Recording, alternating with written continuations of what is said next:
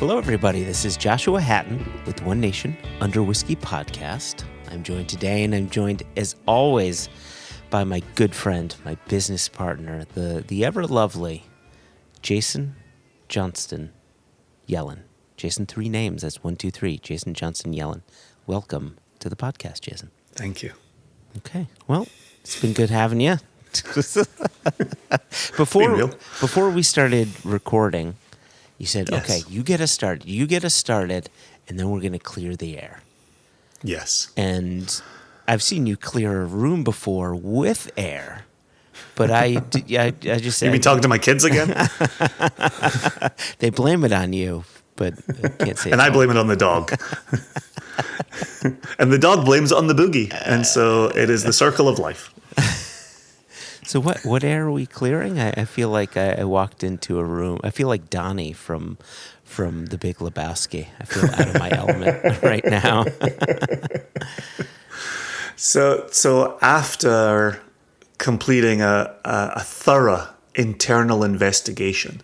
Here's the name and number of a doctor who will look at it for you. You will receive no bill. He's a good man and thorough. That's thoughtful, but... Please see him, Jeffrey. He's a good man and thorough. That has included a consideration of visual evidence and corroborating statements of multiple witnesses. My gosh. We have come to the conclusion... CSI Whiskey. Yeah, go on.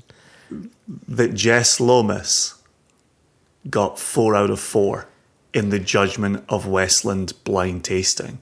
Yes. And this aggression from Steve Hawley will not stand, man. It will not stand. So you started mentioning Donnie, and then we got to a dude quote. So there you go. It's perfect. God, we're just that good. He came in hot with that. I'm not gonna lie. Hot. Yep. Yeah. Yep. Burning with the heat of 1,000 suns.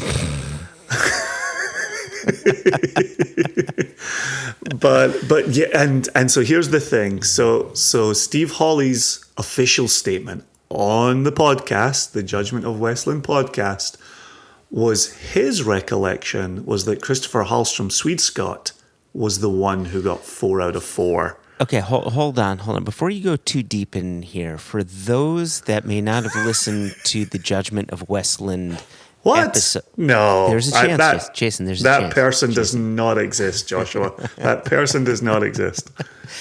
So this is fabricated. What Jason is talking about, in case you haven't listened to the episode, there's this thing that's called the Judgment of Westland. And it's been going on in various tastings around the country, really around the world, and with private groups, et cetera, and basically tasters are given 4 samples of whiskey, completely blind, and the sample bottles just say 1, 2, 3, 4. And there are 4 whiskeys from 4 different single malt producing countries: Scotland, the US, India, and Australia. And the judgment is taste the 4 whiskeys, and most importantly, do you feel as if they're all quality whiskeys? They all start from the same sort of level playing field, but then separately or secondarily, the question is, can you identify which one is the American one, which one is the Scottish one, et cetera, et cetera? And Jess had said she'd gotten 4 out of 4. And she was putting the pressure on us ahead of our own blind tasting. And on our Judgment of Westland episode, well, I would tell you what Jason and I got, but rather, why don't you go back and listen to that episode in case you haven't? and so Jess said she got 4 out of 4. Steve Hawley from Westland said, no, Jess is wrong. She got 2 out of 4. And here we are talking about this photographic evidence. So now the listener is caught up. Jason, please continue. So Steve Hawley had made the claim that in his memory, Christopher Hallstrom, Swede-Scott, a nickname bestowed upon him from Matt Hoffman at Westland. But he thought it was Swede-Scott who'd got the 4 out of 4.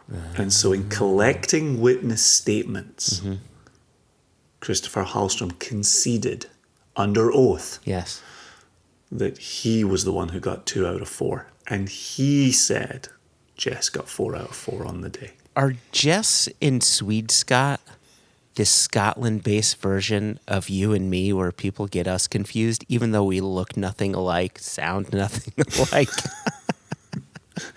I'm going to say no. Okay. Fair enough. So there you go. So when the episode dropped, Jess, who is, I think, one of the, if not the number one Westland fan, and now we're going to start a fight because now Christopher Hallstrom is going to say, no, I'm the number one fan. But Jess is going to say, I'm the number one fan, and we'll have another internal investigation, and we'll see what we unearth. But Jess is a fervent lover of all things Westland, and so to be questioned over the judgment of Westland was very hurtful. There's one thing I'm gonna double back to in what you had said a moment ago, which is part of the judgment of Westland is not guessing the 4 countries. We've all just taken it upon ourselves because we're hopelessly competitive to see if we can get the 4 countries. And so it's just a bonus extra. So there's no prizes, there's no awards. It's just bragging rights among your friends. Yeah. And so Jess has those bragging rights. Yeah, that's a good point.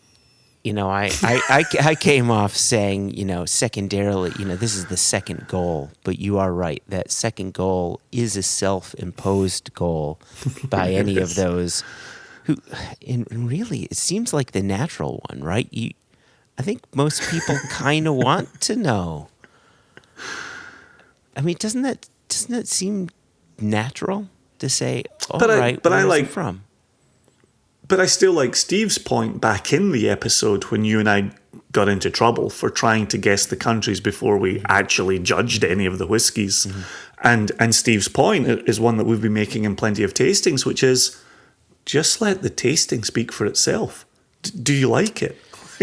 Like, don't try and impress me by telling me you know the country or you could hazard a guess at the distillery. Just tell me if you like it. And we kind of skipped past that part. Yeah, well, we doubled back to that part. We did. But we kind of skipped over it. It was a ton of fun. I just wish Steve hadn't dressed up in his nun's habit to wrap our knuckles after having gone against what we were told not to do. I wish he hadn't shaken Jesse's cage because it gave me a ton of internal work to do. Do you hear that in the background? Is it a cage being rattled? Sabers? It's Soundgarden's Rusty Cage. Beats a rusty trombone, I'll tell you that much. So there you go. So we wanted to reveal the results of our internal study. We wanted to clear the air. We wanted to make sure everybody was on the same page. And now we can get back to the business of today's episode. Really quickly before we do, I wanted to get you up to date and those that have been, or I should say those that listened to the Judgment of Westland episode. During that conversation with Steve, he had said the average score for each whiskey was 2.9 stars out of 5. So you had 1 to 5 stars, 1 being, and 1 is your baseline. Like, yeah, it's good whiskey, but it's got some flaws. 2 is, it's a good whiskey I'd buy it in a bar. 3 is, it's a good whiskey I'd buy a bottle. 4, it's a really good whiskey. I want Joshua to buy me 2 bottles. And 5, this is remarkable, right? So that was the range. And so when Steve had mentioned on that podcast that the average score across the 3 was 2.9, I want to let you, Jason, and our listeners know. So you just said across the 3 was 2.9? I meant across the 4. I just wanted to make sure you were 4. listening. Yep. Very closely. Yep. I'm actually transcribing this as you're saying it. Right. For the podcast short story series you're putting out. Actually, I'm just a hobbyist stenographer. That's it's as simple as that. I wanted to let you know that Yes. I was scrolling through the Instagrams, which I know you're not on these days, Jason. And I was looking at our friend Dave Broom's posts, and some of these scores are now at 3.1, 3.2. So more and more people are taking the judgment of Westland blind tasting. Scores are starting to go up. And I just liked the fact that, at least when we were doing it, the baseline score was 2.9, which was pretty damn close to, I like this, I'd get a bottle. And I agree, all four of them. I liked them. I would have gotten a bottle. So Yeah, I'm excited at the end of this judgment, whenever that is. Steve talked about getting up to maybe 3,000 participants.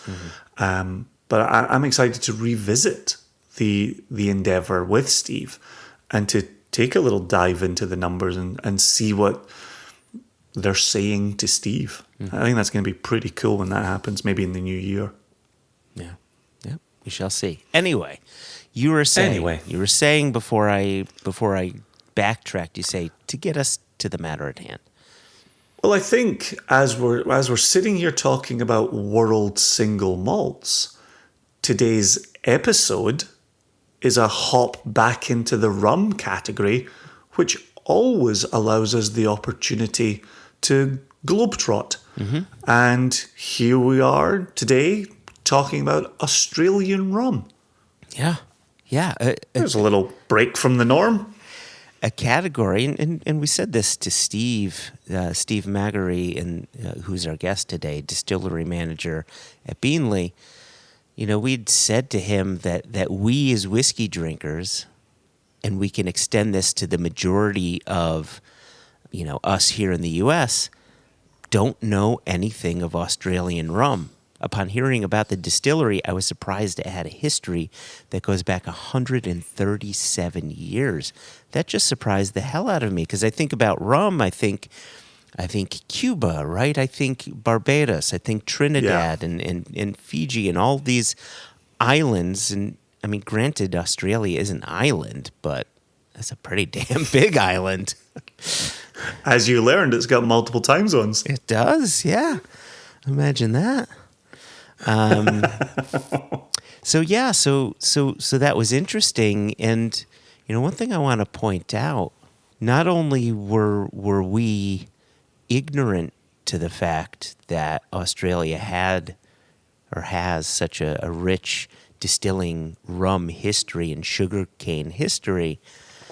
I mean, you and I are really coming at this interview from a certain level of ignorance on the category of rum writ large. And so, it's one of these interviews where we ask a question and then we step back and we say, please take the reins, because we just need to soak in everything you're saying. Because some of it was quite, well, I'll speak for myself and I'll let you talk here, but some of it was quite foreign to me. Yeah. Literally and metaphorically. Did you notice he had a bit of an accent? I almost, Jason, you baited me. I almost got into my Australian accent. You almost got me into being slightly Aussie racist. But I didn't do it, Jason. I didn't. But what do you think? What do you think of this thing that I'm holding, though? Would you call this a knife? That's not a knife. I knew you could resist one time. I knew you couldn't resist twice. I tell you, I think about this all the time. We had Adil Rafai on the podcast a few years back from the Magic Tavern, and he taught us how to speak Australian. Rise up lights. Rise up lights. Isn't it razor blades? Yeah, rise up lights. Oh, I thought you said rise up lights. Yeah, rise up lights. It's like Space Ghettos. It is like Spice Girls. Space Ghettos is so good. It makes me laugh every time. But yeah, one of the things I will say as we transition into this interview here is we prefaced so many of our questions with, as we understand from whiskey, blah, blah, blah, distilling, condensing, maturation, storage. And he seemed okay with that. He seemed like a pretty chill guy all the way through the interview, to be honest. Yep. But I think it speaks to us at One Nation Under Whiskey taking these forays into other categories and saying, we are here to understand, but let me know if it's like the thing that I already know. It's almost like an easier way to attach the new knowledge onto the knowledge we already have, as opposed to just going in and saying, okay, teach me a brand new category. And I like to think of it that way also on behalf of our listeners, where our listeners are whiskey people, right? And so if we can take something that's already known amongst all of us, I think that producer then has an easier time delivering that message. And I remember when we had Richard Seal on as well, and Richard Seal did a lot of giving talks, presentations, led tastings with whiskey lovers. And here's how I've kind of got them into the rum realm. Yeah. And so that's even a producer, an incredibly successful producer, who's doing that as he's going around the globe. So on one hand, I felt a little bit awkward when we kept doing that. On the other hand, there was an extremely valid reason for us doing it. Yeah, I felt every time we asked the question, it was as if saying, so normally when I go to Chicago, I take this road, and this road. He's like, no, I see what you're doing there, but this is another direction I would take, right? The end goal is a fine, tasty drink. And we all start from some sort of a fermented product. Well, how do you get there? Yeah. And that's sort of how I looked at it. And I love that you brought up Richard Seal. So for those listeners who aren't familiar with Richard Seal, he's the man behind Foursquare, or one of many men, but him and his wife Gail are the people behind Foursquare. And so if you're interested in Foursquare rum, we actually did interview Richard. Was that last year, 2 years ago? It was during COVID, I want to say. Yeah. Just go back. Have to check the archives. Check it out. So I want to hand the conversation over to our conversation, but is there anything you wanted to add in before we let it go over to Steve? There is, but I'm going to save it for coming out of the interview. Oh, look at you, changing it up.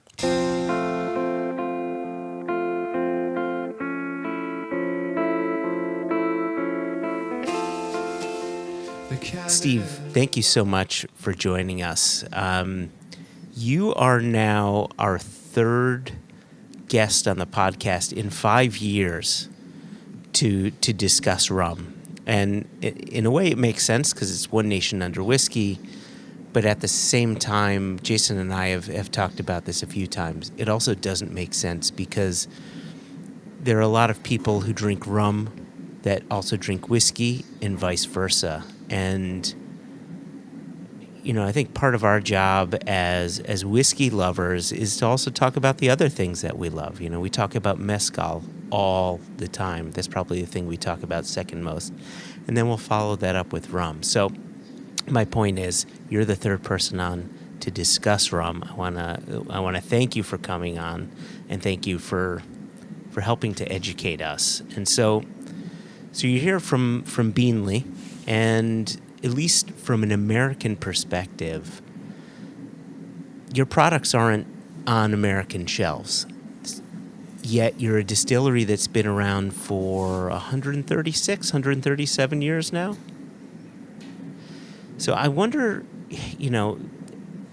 talk to us as someone who's never heard about Beenleigh before. Give us a bit of the history of this distillery that goes back farther than any American I know would know. 136 years seems like a great history. So I wonder if you can talk about that a little bit and how rum started in Australia.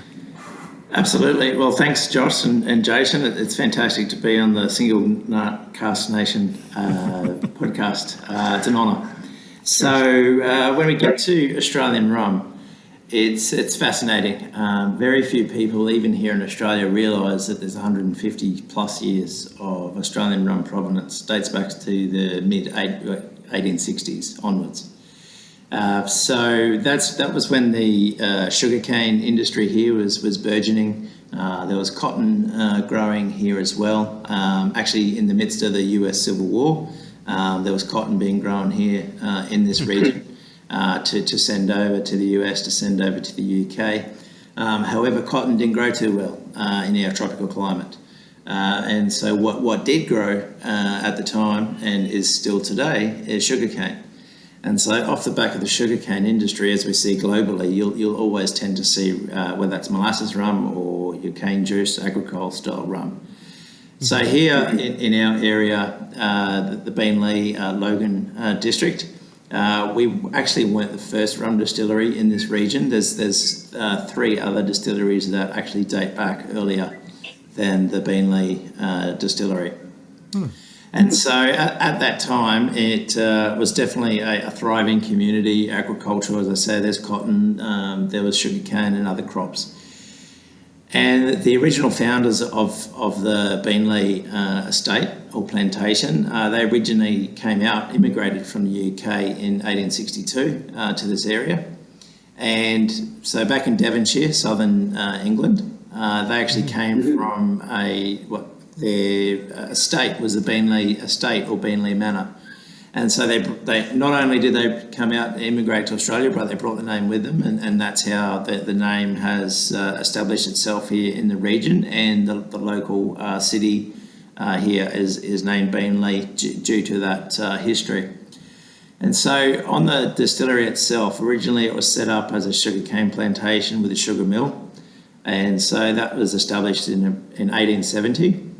And so with growing the sugarcane, producing sugar here on site, and the molasses. And so at this time, in context of Australian rum, there was several other rum distilleries further north of here that were really starting to produce a large quantity of Australian rum at the time, and a variety of different distillation processes, whether it was single pot, double pot, single retort, double retort, and there was also 1 or 2 column stills at that time in our state here, Queensland. So during this era, when the sugarcane first started in the area, then it was like, okay, there was other rum distilleries at the time. So we moved to 1884 as when the actual rum distillery was established here on site. So yes, we do celebrate 137 years. We are the oldest operating distillery in Australia. We are a heritage listed site as well. But I do want to focus on just a quick anecdote. From 1869 to 1872, there was a ship going up and down the local rivers here. It was because the rivers were the main or the primary transport on and off the farms and the plantations. And so this boat was known as the Walrus. It was actually a floating sugar mill, floating distillery. So the boat would moor against the bank and take the sugar cane on, process it, create the sugar. But on the back end of the boat, they'd be having all this leftover molasses. So what would they do with it? They made rum. They had a 500-gallon pot still on the boat, and so they were producing rum. And they had a license to do so. However, what we have found over the years is very quickly they were starting to avoid the excise tax and payments, and basically original rum runners. Yeah. And so that's a great story here for the river that we're on and the local region as well. So that's what we refer to as the Walrus, is the boat. The bosun was the captain of the ship that was generating not only sugar, the molasses, but rum as well. Wow, I can only imagine how health and safety would feel about a 500-gallon still operating on a boat nowadays. I think that would be a difficult proposition for them. Well, talk to Luca Gagano. He wants to do it again. So I think it's more the environmental EPA context might be more a concern. Is the still that was on that ship, do you still have it at least as a museum piece? So we look at establishing the distillery in 1884. Now through to 1915, the sugar mill plantation was here on site. In 1915, it was shut down, relocated to another area north of here. So the distillery, as I say, has been running since 1884. In the late 1890s was severe flooding through the area here, and a lot of the original building and stills and equipment was washed away, and so that would be the still from the wars as well. And so the oldest buildings we do have on site do date back to the 1890s. The original bonded warehouse was all. It took 3 years to build. It was all handmade bricks here on site, and then laid. Wow. and built. And then within that 1890s bond store, we have, which is integral to the distillery today. We have 4 17,000 litre vats that also date back to the 1890s, and then we have 8 22,000 litre maturation vats, which have now been here over a century. They were installed in 1920. So that's just a snapshot of some of the history we have here. When it comes to the actual distillation equipment, so when in the 1890s, when one of the major floods that we had, and the distillery was rebuilt afterwards, there was another distillery further downstream here, and it had its distillery equipment was built locally here back in the 1860s, and that was that equipment that was transferred here to Beenleigh. And so that still, or two stills, a wash still, spirit still combination was in production from the late 1890s through to the mid 1970s. And so it's very, very unique stills. Originally were wooden vat stills with the bands or the hoops around the staves, copper pot, top, gooseneck, to basically a single retort with a rectifier on top, then going to a shell and tube condenser, then going to a worm tub condenser. So a real beast of a setup. And as I say, there was two of them. It was a wash still, larger volume component, and then a smaller spirit still component as well. And that product coming off that still is what's historically known as Beenleigh double pot still. And so we have those stills here still on site. The wash still, the larger one, is really a museum piece right within the middle of the distillery that operates. Hasn't been used since the 1970s, so it was mothballed 50 years ago.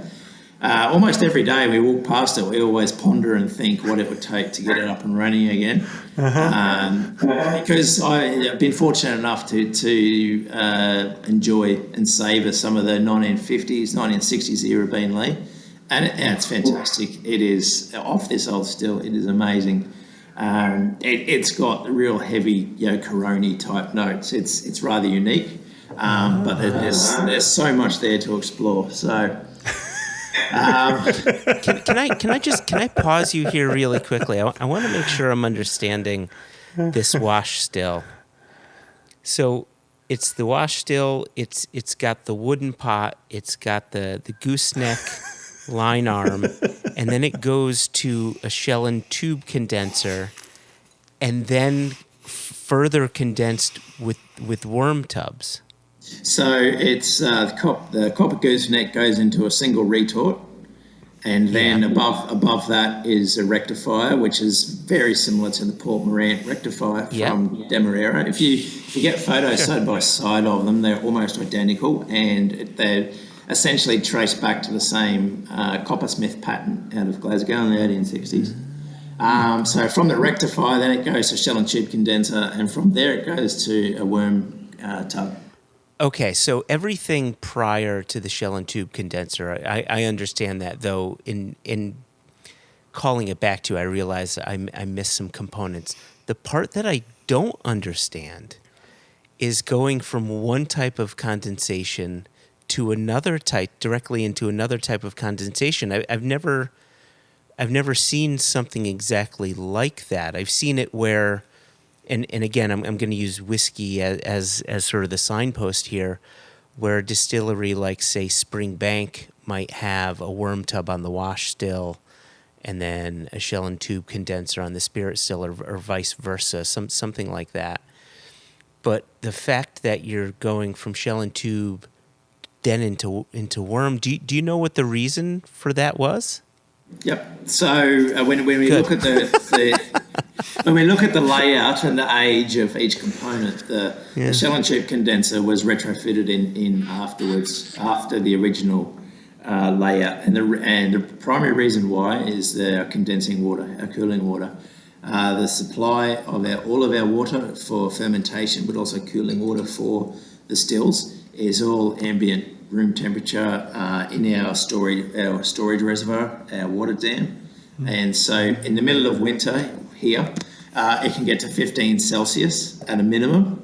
And during the summer, it can get up. The water temperature can get up to a peak of 32 degrees Celsius. Wow! And so that's it. That's all we use. That's all we've ever used from a condensing perspective. So really trying to maximise the surface area, the condensing efficiency to get that vapour to condense and copper contact as well. Like the way that this old double pot still set up, at least since the 1940s, is 100% copper. So there is so much contact time available and reflux inherently within the design itself that created this unique flavour profile. And to have that replicated in wash still and spirit still paired together, it's very unique. Man, Absolutely wild. So you're basically fighting the environment. You just needed that extra condensation to fight the heat going on. Okay. Yeah, so that's the old still. Now, if we move through with Beenleigh, it changed profile in the late 70s, early 80s. Went very much innovation at the time, going from these old historic double pots straight into double column still. So huge change in the flavour profile. And then from the early 80s through to 2004 was double column rum, and then from 2004 to today it's very much as per American whiskey bourbon doubler type setup, where we've got a beer column and then we've got the pot separately. So it's a double distillation process of a beer or stripping column, and then that goes to our pot. So reading online, I'm seeing the words vat still. What does that mean? So historically, a vat still was a wooden stave vat with the coils or hoops, and it would traditionally have a wooden or copper top on it. The easiest reference today is the Port Morant still, Versailles stills at Demerara. Mm-hmm. And so that's what I say, when you start to look in the history of what we do have available on this old vat still. Yes, it was wooden staves. We've got photos to show that, but we also know that in pre-World War II, late 30s, early 40s, that the vat, obviously the old staves, the vat timber pot was taken out and replaced with a copper pot, a copper boiler for the rest of the process. Oh, okay, so there's no vat still being used anymore. That's gone. No. That lives in history. Okay. Yeah, so far. Cool. Well, unless Steve gets his druthers over here. Have you been mapping this out on the back of a napkin on any given lunch? Like how you can bring this back into production? Numerous lunches.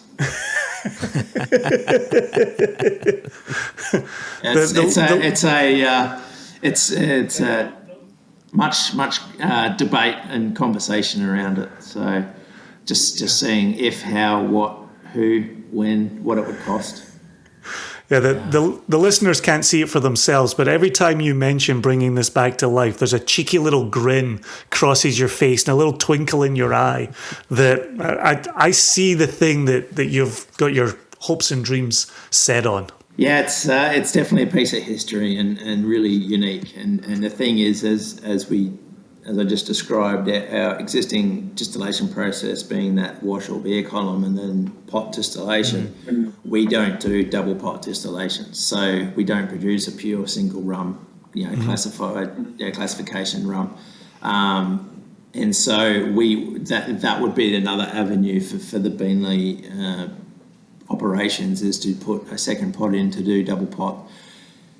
And that's what we look at, is do we go down that avenue, or do we call back on our history and our roots and our tradition and look at what's sitting right in front of us and don't need to reinvent the wheel. It's in front of us. So it's interesting for me listening where you're talking about this change in profile that occurred in the 80s, and then you've got the early 2000s where you implement another change, and now here in 2021, I believe it is. I could be wrong about that. But one of the questions that I've got is, as you're looking at the history of Australian rum, and as Beenleigh is known for a flavour at these different points, what's it like when you make that change? Was it a case in the 80s? And I was only 6 in 1980, but was there a period where Beenleigh drinkers were up in arms? Like, I'll never drink this again. I can't believe they've dared to do this. But then more recent history in 2004, with that change in there, how's all of that fitting in within Australian rum? That's a great question. Now, if we look back, for example, I was saying that our master distiller, Wayne Stewart's been here since 1980, so over a span of 40 years. So he's the great resource for a lot of those changes. And ultimately it comes down to, in the last 40 years, there's been 5 different owners of this Beenleigh Distillery. So during that period and those eras of different ownership, there's been different influences, different perspectives and preferences. So whether it's the efficiency and volume, or whether it's high quality, low volume.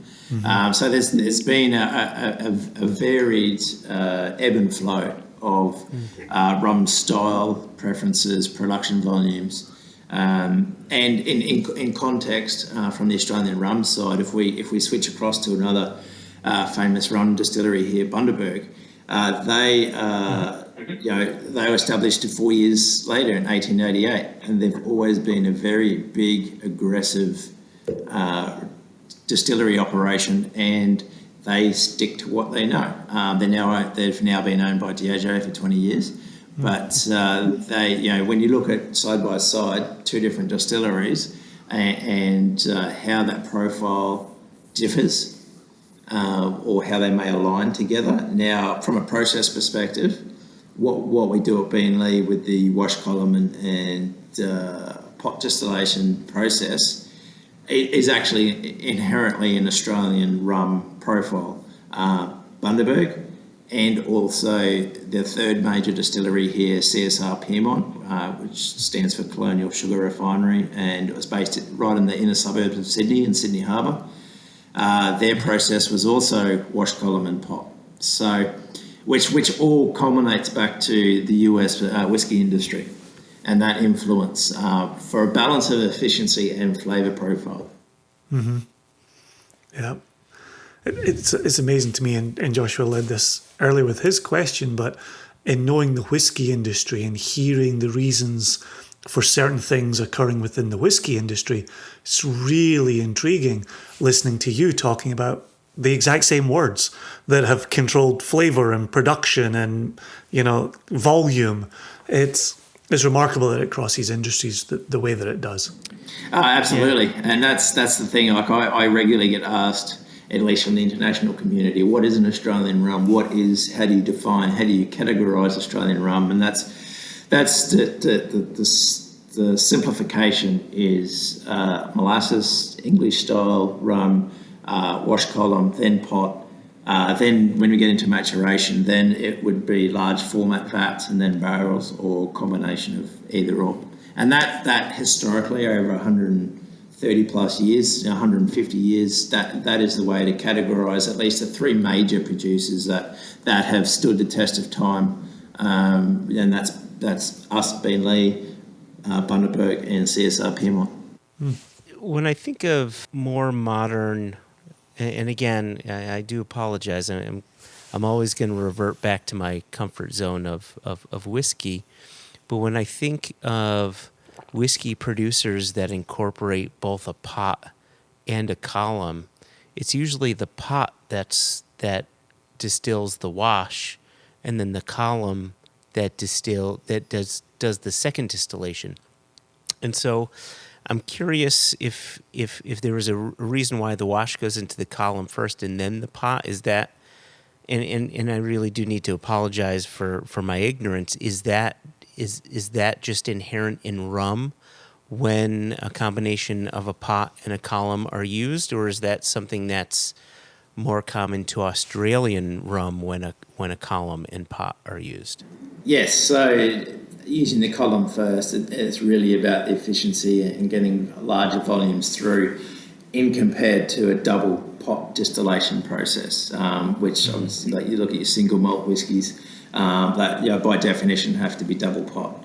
And a lot of, if you look in the rum space, your Caribbean double retort, style distillation, versus anything in the columns, inherently going to be a lot lighter flavour profile, less congeners.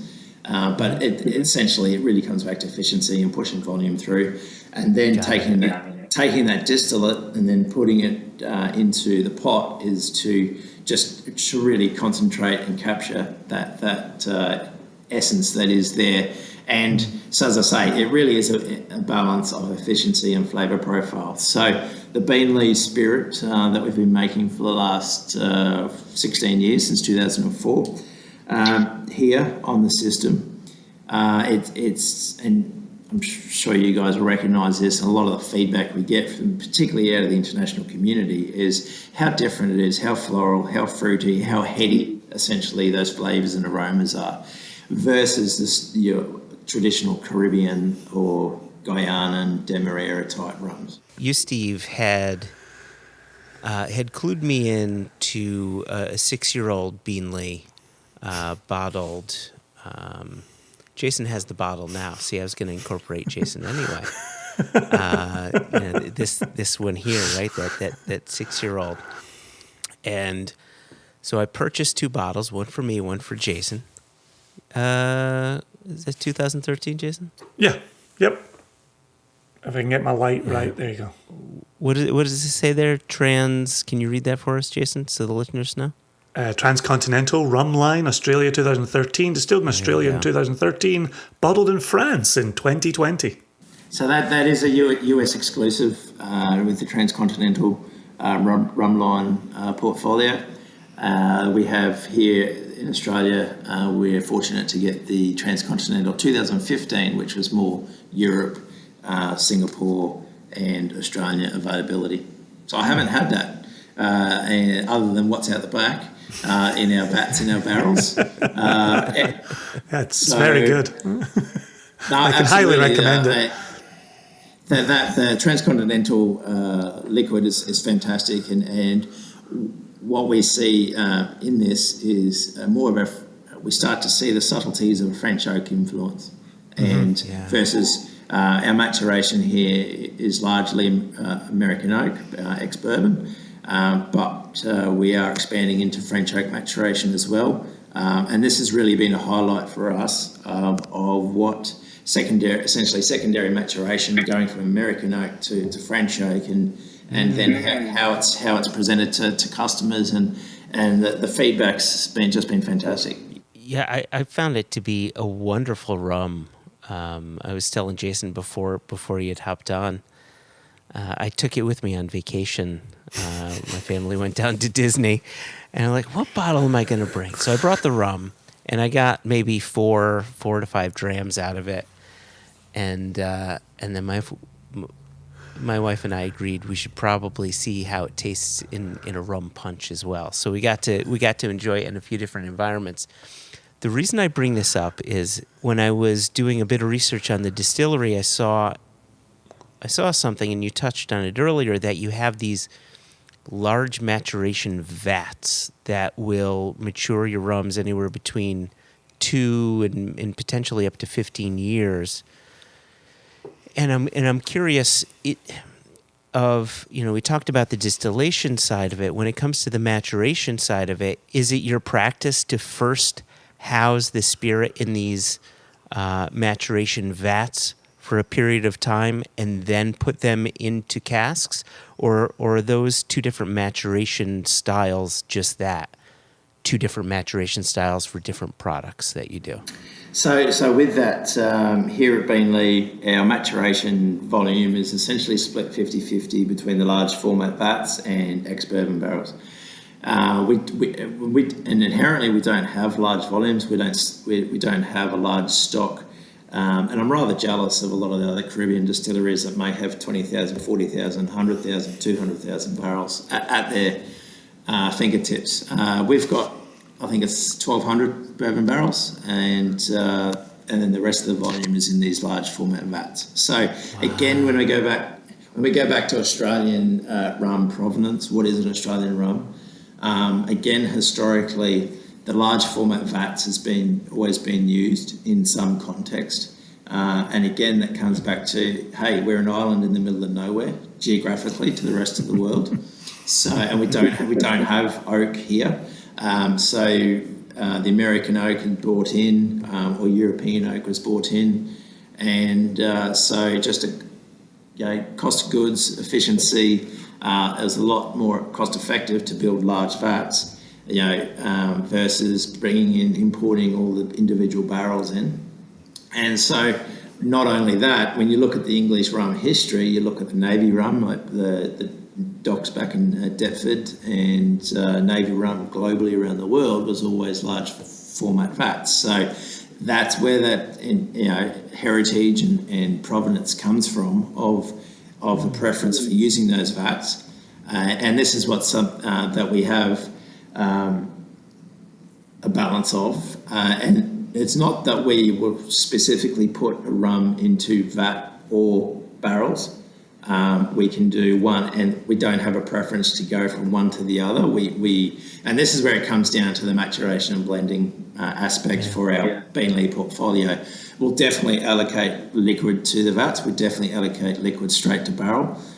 We've got first, second, and third fill ex-bourbon. We do import the bourbon barrels directly out of the US. We have containers dropping every 3 months. I've actually got the next one coming in next week. But so with those fresh barrels, we do have them allocated in our portfolio, in our program of what we prioritise.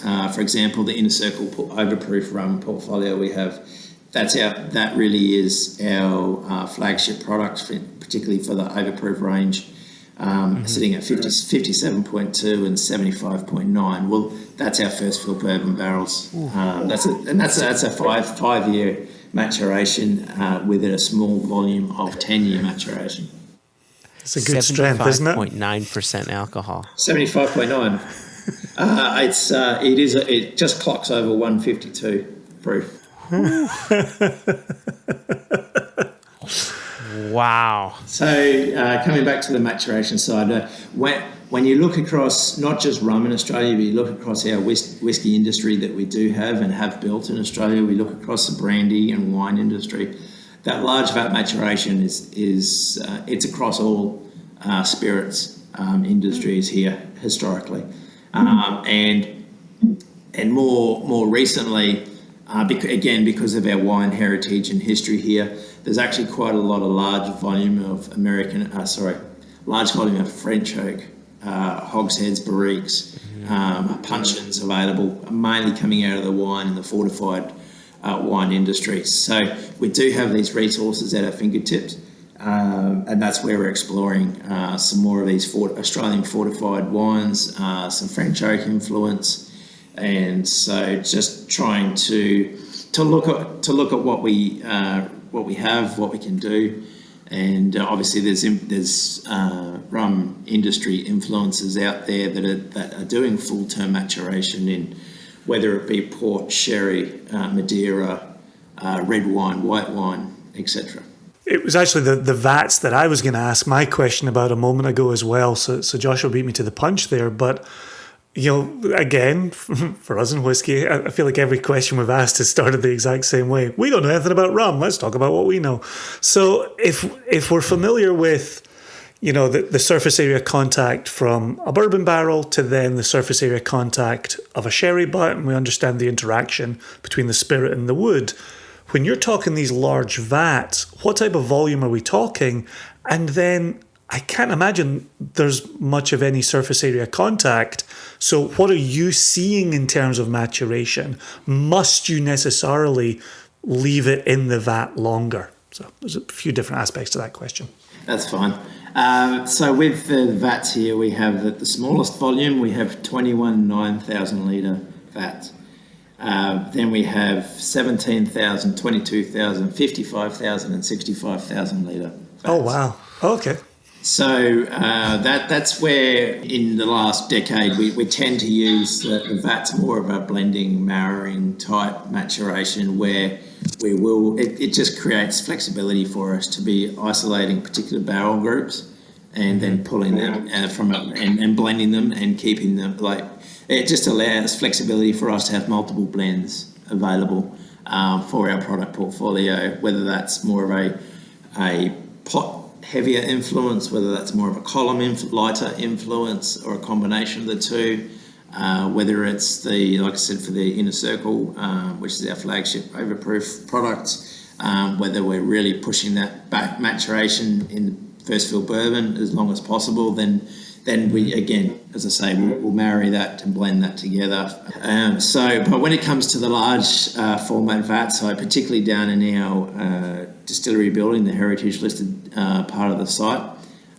we've got 4 vats that are 130 years old. There's not a lot we can do with them. There's not a lot we can do to them. We do have losses. That's inherent with the age that they are and the design of them.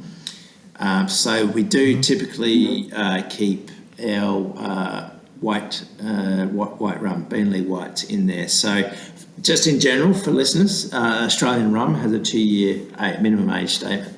And so with our Beenleigh White, we actually have a three-year age statement on it, and it sits in those oldest vats for 3 years. It doesn't get any colour or minimal colour influence. It definitely softens out. We lose the volatiles, and it really softens and mellows out in the timber. Those old vats, but we're really not seeing any colour influence. So through that 3-year term, like if you look at any of your Cuban style rums that are in essentially neutral or very light ex-bourbon barrels, there's very little carbon filtration that has to happen after that. Well, and that's what we term it. Essentially, it's drawing from the wine industry. It's minimal intervention. It sits there for 3 years. We do agitate it, but there's really no colour that we have to strip back out. Therefore, inherently the flavour that's there is what you get in the bottle. Yeah, that all makes perfect sense. And then when we get to the larger vats, yes, that's there. There's other brands in Australia with their vats. They tick the 2-year box and the liquid moves on, and that's really a volume game. For us, that one of our vats is the 2007, which is the volume that we've largely exported into the European market, the independent bottlers.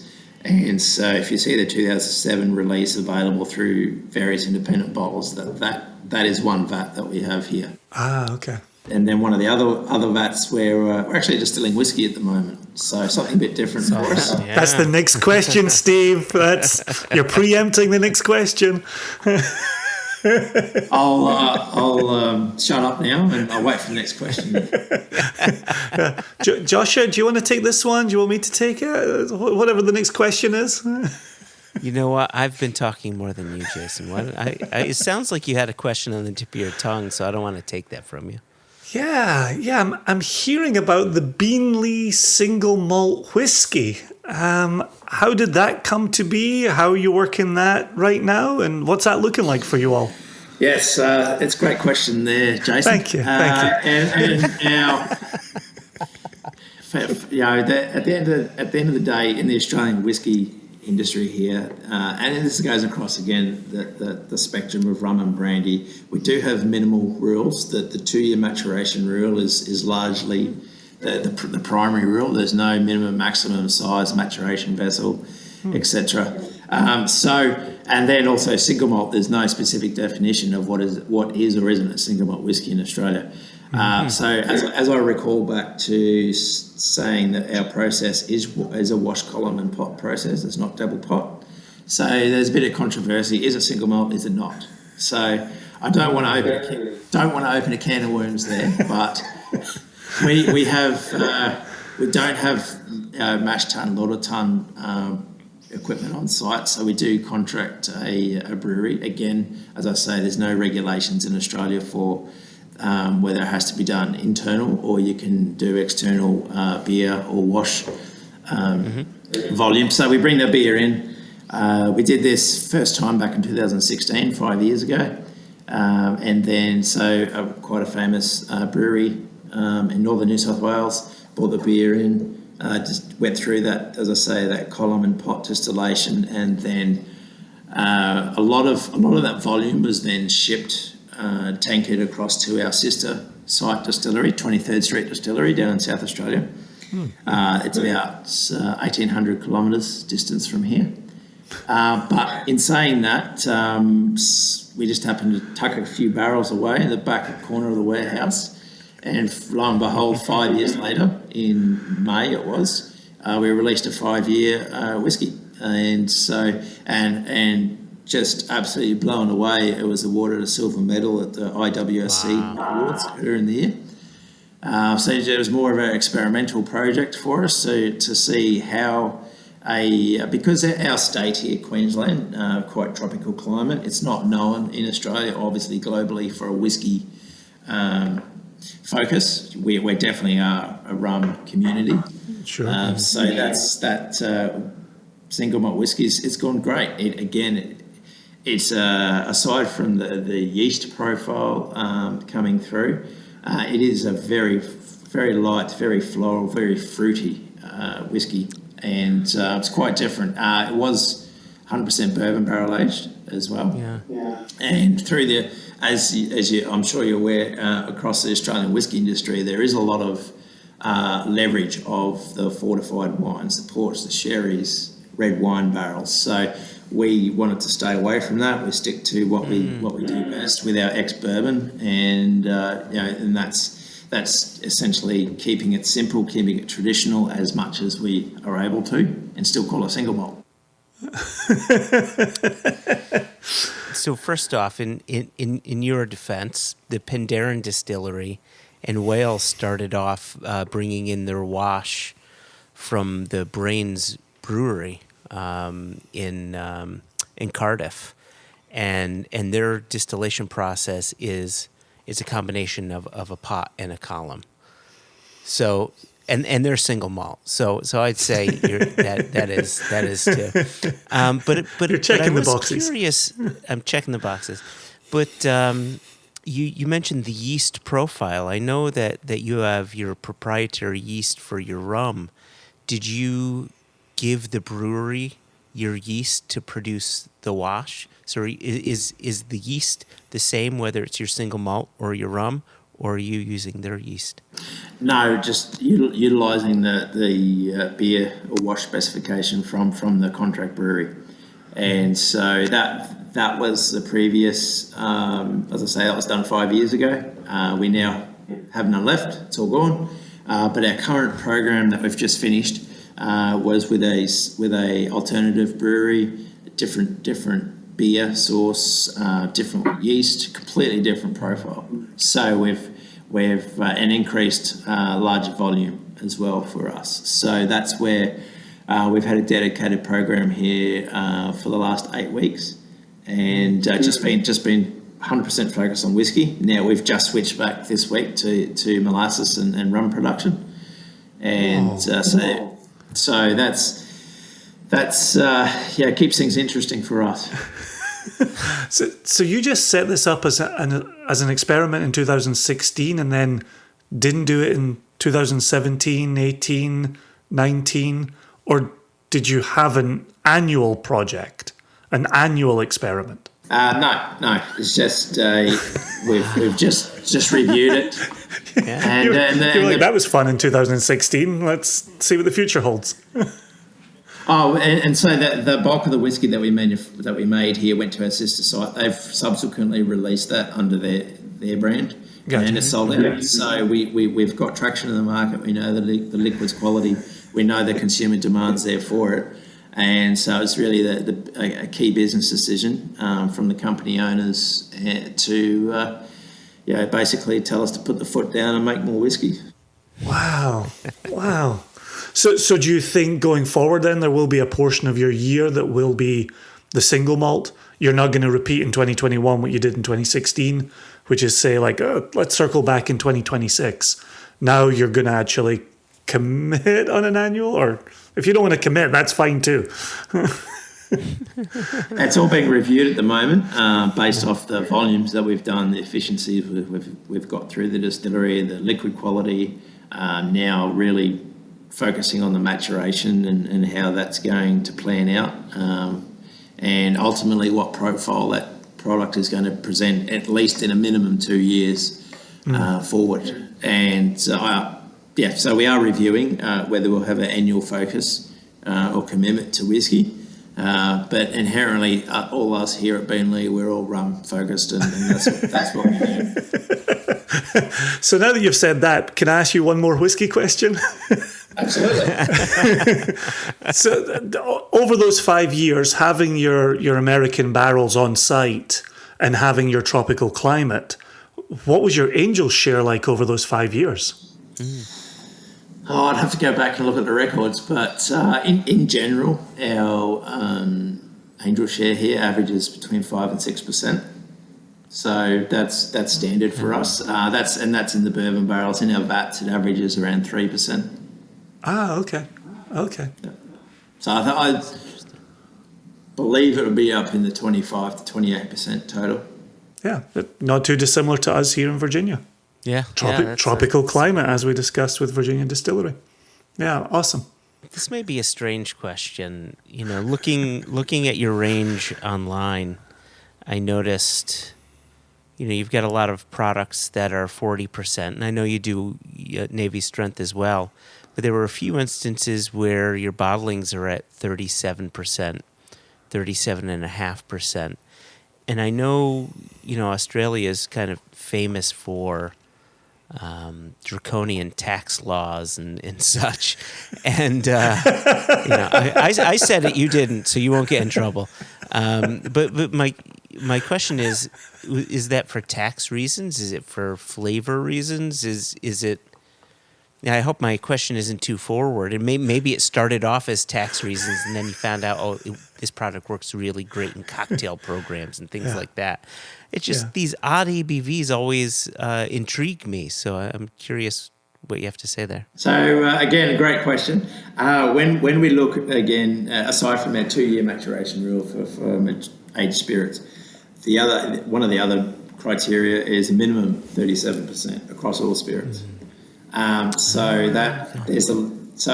know in the US and in Europe it's largely minimum 40% ABV. Yeah. Where 37 here, and it is largely related to the tax excise tax side. So at the moment we would be paying $88 a litre, so allow on pure alcohol, and it is, I think it's the third highest or second highest excise tax rates globally. Yeah. And in saying that, that's all spirits. So when you've got your large multinationals, say American bourbon companies, bringing their liquid into bulk into Australia and bottling it here in Australia, it's not bottled necessarily at 40. It'll be bottled at 37 or 37.5 because they can. So that's where, if I'll go back to the bourbon industry. as a different perspective is some of the bourbon bottlings done in the US versus bourbon bottlings done in Australia. It's different liquid, it's different flavour profile, just with an ABV change, which largely comes back to the excise tax that's payable. Yep, there you go. Yeah, I remember Eddie Russell at Wild Turkey talking about having to do that, and he had mentioned it was for tax reasons, just to make the bottle a bit more affordable. Yes, so it's getting, yes, our excise tax is always an issue in the industry. And just on that, it's fantastic to see some news just overnight out of the UK that the government has frozen the excise tax over there. And it's something that the industry here has been focusing and lobbying the Australian government to do. So we'll see where that goes in the future. But the thing is, with looking at the craft industry in the last decade and pitching higher ABV unique products to the consumer, there's definitely, as we know, particularly from the single malt whiskey, the cask strength whiskies, and now rum, we're really seeing that shift of higher ABV influence and demand for those products, and particularly for that raw, natural cask strength as is type product. I wanted to switch gears a little bit, if you didn't mind. I had one.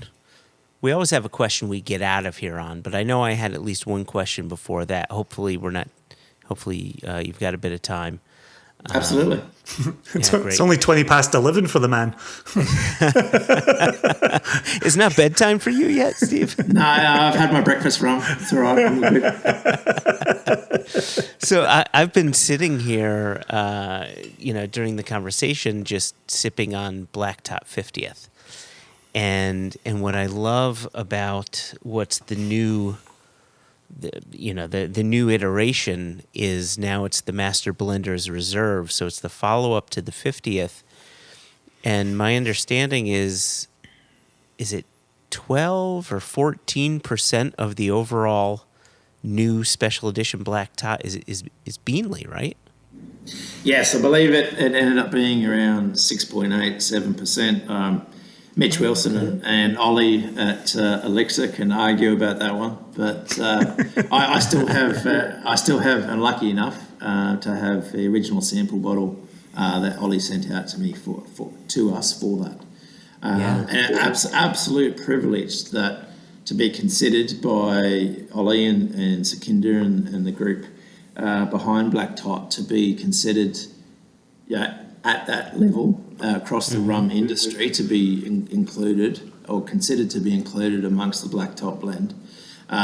Just amazing when you look at the rest of that. The Masters Blenders Reserve back label, you've got the Foursquare, Demerara, and everything else, Hampton that's on there. So just amazing to be in that same circle. So that's in the Master Blenders Reserve. It's a 2007 that's in there. Oh, the vat that you were talking about, right? So that was 10 years matured here before it was exported into Europe. So, 10-year tropical maturation, and now coming up to, I think it's between 2 and 3 years now, with our colleagues at E&A Shear in Amsterdam. So you've had the 50th. I imagine you've had the Master Blenders Reserve. Yes, if anybody's fortunate to do a side-by-side of the two, there is no comparison. They are so almost polar opposites to me. Wow. Of the fruitiness that's coming through. And I'm not being biased to Beenleigh, but the fruity characters and profile that's coming through on the Masters Blender Reserve, it is so different to the 50th. Well, and this is what I've heard from, not just from Ollie, but some friends who are living on the other side of the pond, because thanks to global logistics, that product is not yet here in the U.S. Where that'll come in January. But what I've heard over and over again is that the Beenleigh fruitiness is unavoidable. That it just rears its head. It makes itself known, and that's exciting to me. And so I'm so excited that you're in that blend, and I love what you said there, where you look at the back label and you feel like you're part of this bigger party. Is is that traditional in rum to be like, oh, that's awesome. They used our distillate in their blend. I think some single malt producers may be a little reticent to come out and just say that. And I wonder if that is just, hey, I'm in the party now. They're using my stuff. No, as I say, it's a fantastic honour, and I think when you're looking at the black top releases, the Masters Blenders Reserve, I think when the ultimate purpose, I guess, of that product is paying respect to the Royal Navy rum, and that's when we historically go back to the Royal Navy tot. Is there was Australian rum in there from both through World War One, World War Two. Right through to the 1960s. And so, as you know, there was some of that heritage, and that was part of the inclusion, and particularly from Mitch Wilson and his time out here in Australia and now in the UK with Elixir and Black Tot, is to see that potential influence of the Australian rum profile. And yes, it's Beenleigh, but really a great call out for our history, our provenance, what is Australian rum. And so, it's a fantastic to see that all come together. And as I say, with the way that they've designed the products range and moving forward, that essentially it's a perpetual blend. So there will be a percentage of Beenleigh moving forward in that blend as well. I love that.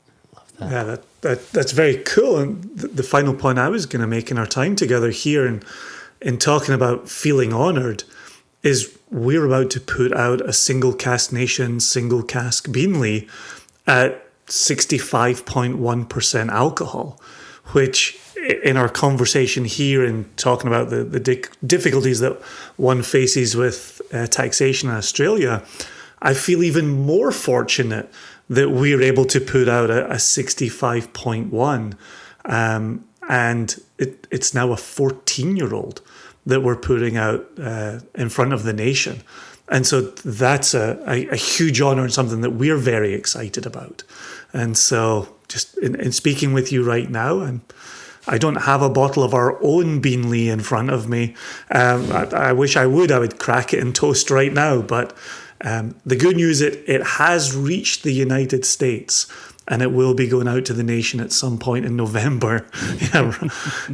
Given global logistics right now, we're really excited that it's actually in country. No, that's fantastic, guys, and again, it's a great honour, and at the end of the day, there's simply not enough Beenleigh anywhere, particularly in the US.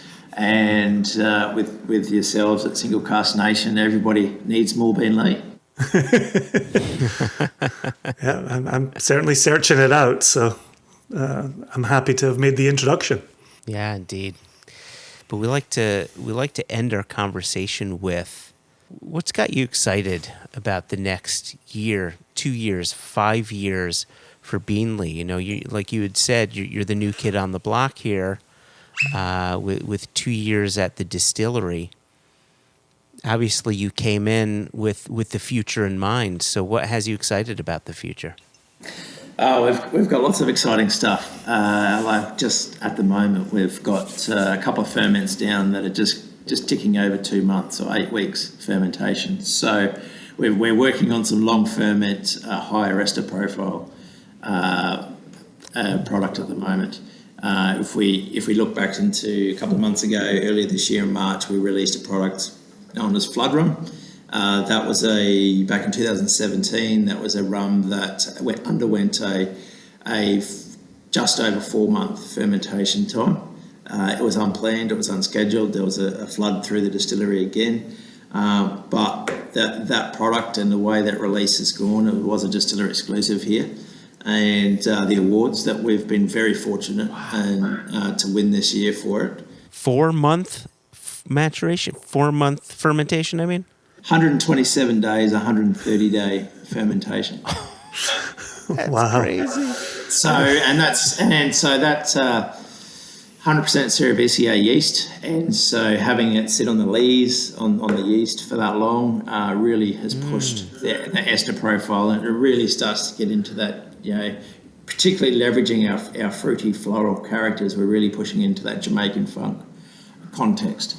And so that's something we're working on right now, just absolutely waiting before Christmas to, once we hit the 3-month mark, is to get that liquid through the stills and see how it comes off both the column as a single column distillate and then the column pot process. And you know, it's potentially something there for us for an unaged overproof.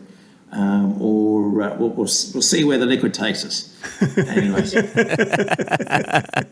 and at the moment, what we've been working with our wonderful colleagues at Valliere, La Maison and Valliere in Italy, and with La Maison de Whisky in France, is European and UK distribution of both Beenleigh and Inner Circle portfolios. So that there's a groundswell happening there. We've had the Valliere co-bottling releases with Luca, the 2006 and 2015. Very contrasting liquids there as well. But so we've got a lot happening at the moment. To look 2 years ahead, 4 years, 5 years ahead. Again, I go back to our head distiller, master distiller here. He, been on the tools here for 40 plus years, and he's adamant that the best rum that Beenleigh is making is today. Right now. So it's just very exciting to see where that goes. And for us, we recognise from a continuous improvement process that if we've got any improvement to make, it's from the maturation side. It's from looking at our first fill, second fill, third fill wood policy, looking at other options, whether it's French oak, European oak, whether it's leveraging, as I say, the Australian fortified industry with the sherry or port barrels. Australia's famous for its red wine barrels as well. So there's a lot of movement there. Ultimately, and this is what comes off the leverage and the opportunity we've seen in the European market and with yourselves is how Beenleigh can execute a single barrel program. So that's something that we're exploring as well. It sounds like everything's on the table. And that's a really exciting place to be as you look forward. Absolutely. We've got a few blends and a few releases coming up, which is just to really showcase the components in these blends and to really showcase some of the little projects that have been occurring here over the last couple of years and different distillation styles. And not that we do agricole, but we've got something similar sitting away in the back of the warehouse that we're looking to use as a blending component. And so just really highlighting what we can do with and what we've got at our fingertips that basically until recently the world doesn't know about. And to that matter, if we look back some of the more recent history of Beenleigh, back in 2002, 2004, we were the IWC Rum Producer Trophy winner. And that holy grail is what we're focused on. That is that 5-10 year plan. And don't forget your other plan of rebuilding that old still. I know you wanted to that or the double pot, but I think you know where your heart is. Absolutely, it's like I say, we walk past it multiple times a day, and it's just it's just inherently in front of us, and staring right back at us. It's a matter of what we do and when we do it. Yeah. That's brilliant. Thank you so much, Steve. Absolutely, my pleasure, and thank you for the invite, and thanks to the Single Cask Nation.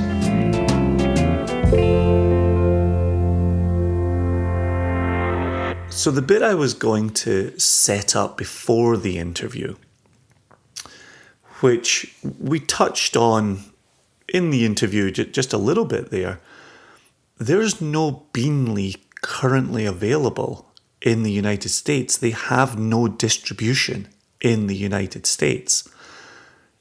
It is available from other countries. It can be legally shipped here through a private purchase. But I really feel honoured that we have a Beenleigh, that we have a single cask that we are able to share with the online US component of the nation. And again, we're back to that spirit of collaboration that we've spoken about so many times before, where we want to shine that light back onto the distillery. And in this instance, even when it's not available in this country. But we hope that in the future, if Beenleigh does grace these shores again, that our nation members will say, oh yeah, I had that one. Yep. I'm familiar with that name. I'm going to revisit that. So, we're not afraid to do some heavy lifting. We're not afraid to put names out there. We're not afraid to represent, quote unquote, unknown distilleries that have 130 plus years of history and multiple iterations and multiple periods of flavor profiles, right? It's such a fascinating story with Beenleigh, and here we are getting to share it with the nation. That's real cool and a real honor. Thank you. And that second part, the honor, is what really gets me, because, they don't have to give us the ability to use the name, but we have the ability to use the name. And in a way, that puts a little bit of pressure, I think, on us, because now we're ambassadors for that brand. However, it was nice, after the recording ended, Steve was saying, what you have there is some of our 2007 distillate, which is some of the nicest stuff I think that we've done. And he talked about what made that special, right? Using 30% of one kind of yeast and 70% of another kind of yeast to create this sort of slightly different, more heavier profile, like really big, heavy, earthy fruits. It was, just this glorious rum. So, the fact that we can use the name is awesome.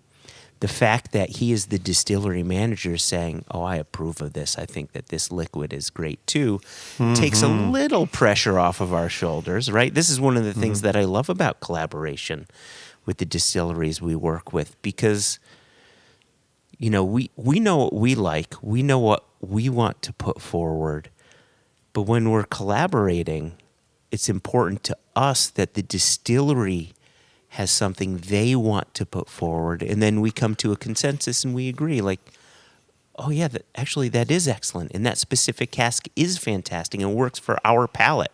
So yes, let's do this together. I like that. Well, it's that funny little question that pops up from time to time, and we've heard it a fair few times over our first decade here. But why would a distillery sell you their good stuff? Isn't a distillery just giving you their knockoff stuff, the stuff they're not quite as proud of? And we've always said, no, their name shares front of label billing along with ours, right? Right? If we give you a crappy Beenleigh, it's a Beenleigh. If we give you a crappy Glenmurray, it's a Glenmurray, right? Like, those distilleries want us to put out the very best stuff. And here we are doing exactly that. If we, using these examples and in any other distillery that we work with, it's good to keep in mind our name is biggest on the label. At the end of the day, it's on us if we put out a shitty whiskey or if we put out a shitty rum. It's not on the distillery. So, anyway. Yeah, but we mean it when we say spirit of collaboration. Yeah. Yep. Right? Like, it's not just, is that good enough? Is that good enough? Is that good enough? It's, here's some of our best. You want to put your name on that? And us saying, yes, we do, along with your name. Yeah. Right? Yep. Yeah. So thanks to Steve. That was brilliant. He went above and beyond when he accommodated a time zone error. And hopped on earlier, which was great. But meeting him for the first time and feeling like the conversation was easy, the questions were easy, the information coming from him was fantastic. Yep. And again, and I know our down there listeners keep hearing us say this, but I already mapped like how far is the Beenleigh Distillery from our friends at Backwoods. You know, how can we get to Yakandanda? As it turns out, it's not a straight shot. We either have to go north and then over west and then south, or we have to go south and then west and then north. So they're almost due west from one another. How many miles? But there's or how many kilometers? But there's a lot. Like it's more hours than you would imagine. Is there a plane from the Beenleigh Distillery to the Backwoods Distillery? I imagine those two distilleries have a route back and forth. Yep. Yeah. Private helicopter. PH. Yep. Yeah. pH balanced. PhD. Yeah. Private helicopter for the distilleries. Well, we're not going to get more dad jokey about that. So let's bring this segment to an end and let's wake up the paper boy. Extra, extra! Read all about it! Life story of Playboy Penny! Extra, extra! Extra, extra! Read all about it! Me and that Playboy in trouble again! Before we hopped into this new segment, we'd ended our conversation off with this idea of a spirit of collaboration between us as independent bottlers and the various distilleries that we work with. And we have another spirit of collaboration that we're doing with the release. And actually, this is one that you took charge on. So I hope you might share with the listeners our collaboration with Selway Bitterroot and a conversation that you had with someone at that organization. Yeah, absolutely. Back in August, well, I'm starting at the end, as I'm prone to do. Let me start at the beginning. Listeners have heard the name James Foster mentioned early and often on this podcast. And James Foster is one of many members of my Whisky Society up in the inland northwest, which is eastern Washington, northern Idaho. And one of our very dear friends who's a part of that is Moscow Jim. and Moscow Jim is a good lad. And in retirement, he has really thrown himself into assisting the Selway Bitterroot Frank Church Foundation with a lot of their trail clearing activities to such a degree that many members of the Inland Northwest Whisky Society that I've been running now since 2004 will spend a week in the summer camping out in the Selway Bitterroot and clearing trails over the course of a day, then gathering around the campfire in the evening and pouring some of the most top shelf whiskey you can get your hands on.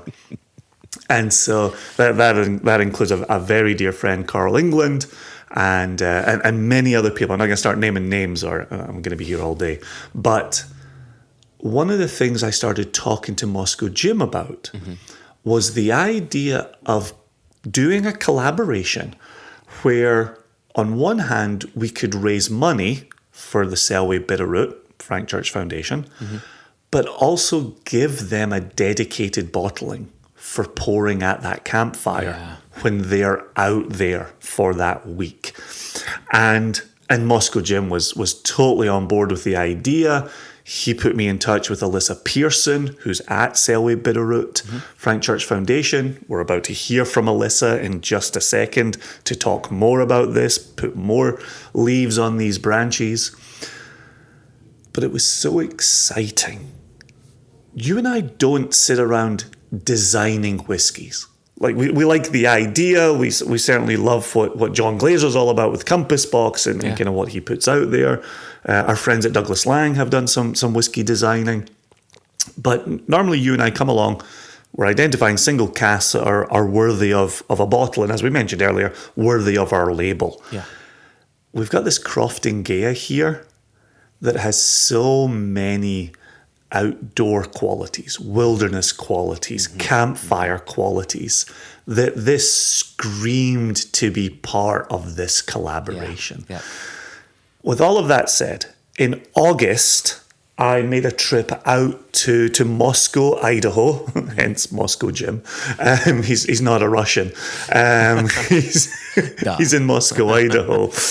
And so I made a trip out, and Alyssa Pearson came up from Boise, where she's based, and I think she'd actually been in the Selway Bitterroot in Montana before coming over to Moscow.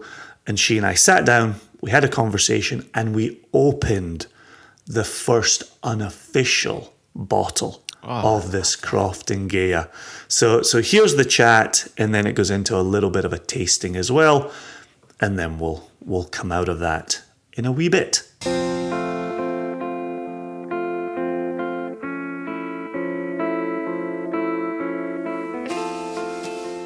So we're sitting here with Alyssa. Hello. Hi. It's nice to be here. Thank you. From the Selway Bitterroot Frank Church Foundation. Correct. In Moscow, Idaho. You and I are sitting in Moscow, Idaho. We are. Yeah, we are in a beautiful whiskey cellar, enjoying some company and whiskey and talking about SBFC. Yes, we are. Moscow Jim has come through and done a solid for us. So this has been great. Very quickly, what's your role with the Selway Bitterroot Frank Church Foundation? Yeah, thanks for asking. So I'm the Community Engagement Manager for the Selway Bitterroot Frank Church Foundation, or as I like to call it, SBFC. A little bit easier. Well, and I think in the collaboration that we've done together, the label has SBFC, but then the full name underneath it. You are correct, yes. It does have the whole package. So talk to us about the Selway Bitterroot Foundation. Just talk to us about Selway Bitterroot. What is it? Where is it? Give us the lay of the land, literally. Literally, yeah. Well put. So we work together. Our organization works together with the Forest Service to help steward, meaning manage, maintain, take care of the Selway Bitterroot Wilderness and the Frank Church Wilderness. So the Selway Bitterroot is the northern section of that wilderness area, and it spans through Idaho and Montana. And the Frank Church Wilderness is just in Idaho. And collectively, those two wildernesses are just about 4 million acres. And so it's quite a large chunk of land that requires, a lot of work to maintain and provide access to. And so that's what we do, among other things. We do some really fantastic education programs, and we work to give guidance and support to college students who are looking to get into conservation and join the Forest Service, become wilderness rangers, get involved in conservation advocacy for our wild places. So we try to give them a leg up and provide education programs. So explain to me a little bit. I'm trying to get my head around, it's always the same question for me in America. Who owns the land? Who's working the land or clearing the land or maintaining the land? How does that work? You're nodding your head like you've heard this question before, but it's always strange to me who claims what and then who takes charge of something. Absolutely, yeah. And quite frankly, it's pretty convoluted. Okay. But, a lot of our wildlands are public lands. They're public lands for public use, and that means that it's up to the public to help manage and maintain them. Now, wilderness, capital W wilderness, are designated areas by Congress. Congress designates these places as wilderness with a capital W. And those places are stewarded by the Forest Service, as well as partners such as the SBFC, who provides support to the Forest Service because, here in Idaho and Montana alone, over 4 million acres, they can't do that on their own. Yeah. They have so many other things to do. So that's a brief overview of how it works. Okay. And so then SBFC receives donations? I'm not even sure if I'm allowed to ask this question, but it receives federal funding, it receives grants. What's coming into the coffers that allows that foundation to operate? Yeah, great question. We are a nonprofit organization funded predominantly by grants as well as by the Forest Service. And our biggest thing is donors, volunteers, people who provide support for us so that we can do these programs and steward these areas that many people hold very dear to their hearts. Okay. And then how did Selway Bitterroot and Frank Church come together? When did that happen? And I'm even curious, who is Frank Church and how did he get his name on a wilderness? Yeah, another great question. You're chock full of them. Thanks. So initially, a very fun fact for you and a great thing that we are doing this whiskey here and now is that SBFC is celebrating 16 years of wilderness stewardship this year. So for the past 16 years, I know it's fantastic. So for the past 16 years, we've been stewarding wilderness. And I use stewardship as just a general umbrella term for a million different things that we go and do: wilderness monitoring, trail clearing, trail building.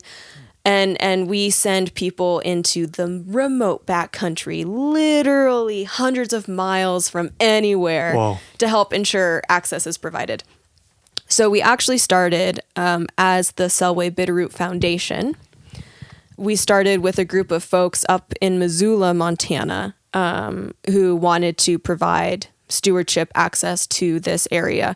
Now, there's a lot of history, and I won't go too much into it, but essentially there's large swaths of land in Idaho that are wildly remote. And so initially they were called the Idaho Primitive Area. And eventually Congress passed laws, regulations to turn them into capital W wilderness. And a huge champion of a large chunk of Idaho wilderness was Frank Church. And he was a congressman who did so much to advocate for wild places. And so the Frank Church Wilderness was initially the River of No Return Wilderness because the Salmon River runs through it and its nickname is a River of No Return. And then Frank Church got his name on it because to honor the work that he had done. That's very cool. I like hearing, obviously, in a time of some environmental issues, situations. I'm thinking about the drought in the West. I'm thinking about the forest fires in the West. I'm thinking about some lands being reopened to drilling or mining. To think of a congressperson who was a champion of the land and the wilderness seems to harken back to an earlier time, maybe a simpler time. Truly. And I misspoke. He's a Senator Frank Church. So please excuse that. Well, the good news is you're speaking to a Scotsman, so they're all just DC folk to me, so no worries. But you're totally right, and it really is fascinating, the compromises that have to be made between different industries and wilderness in order to get wilderness to be designated. And essentially, the goal of this wilderness is just to preserve these places that, are so pristine and so remote and incredible. The craggy rocks, giant trees who, haven't been looked upon by people in generations, and really pristine waterways. And that's a really huge thing in the wilderness is these waterways that feed into, the oceans. They feed the Columbia. We have a huge salmon spawning area in the Frank, and they're really incredible ecosystems. And it's, our goal to protect him and preserve them for generations to come, and hopefully ensure that area of land stays beautiful and pristine and remote for, as long as we can help it. Well, and obviously here we are sitting here with this collaborative bottling where you're talking about issues that are not only near and dear to my heart and Joshua's heart, but also to the nation's heart. And for us, the nation is Single Cask Nation, but obviously there is the nation beyond that as well. You've allowed me two tenuous links here, one of which is clean water, and obviously, in Scotland we have a saying that today's rain is tomorrow's whiskey. And so clean rain, clean water is important to us. But you also said something a moment ago that if we were smarter and if we were savvier and if we were deeper with our marketing dollars, we would tell you that we plan to have this 16-year-old Crofton Gaea to mark your 16 years. But if you want to talk about sheer happenstance, which is my favorite kind of stance, we just got incredibly lucky that the number on our label, the 16, matches your 16. But should we open this and give this a little taste together? I think so. It's been staring at me for a while now, so I'm pretty eager. And I am eager, too, to identify some tasting notes. You know, you and I chatted about it earlier. We did. And I'm really thrilled about having this particular cask because of its tasting notes. They seem to really resonate with what we're all about at SBFC and the wilderness and the forest. So I'm pretty excited. Brilliant. Let's page Moscow Jim, who was a part of this as well, and we'll bring him in for this opening. Fantastic. Jimbo! So one of the first things for me is this pickled onion note. We just talked about this earlier. We were having a Craigellachie together, and there was a very subtle pickled onion note. This, for me, with the Croft and Gaea, this Highland peat, for me, delivers this Funyun note. But I think it can also lend itself to a certain earthiness. And again, previously when you and I were talking, warm earth can become a very real thing in some of these whiskies.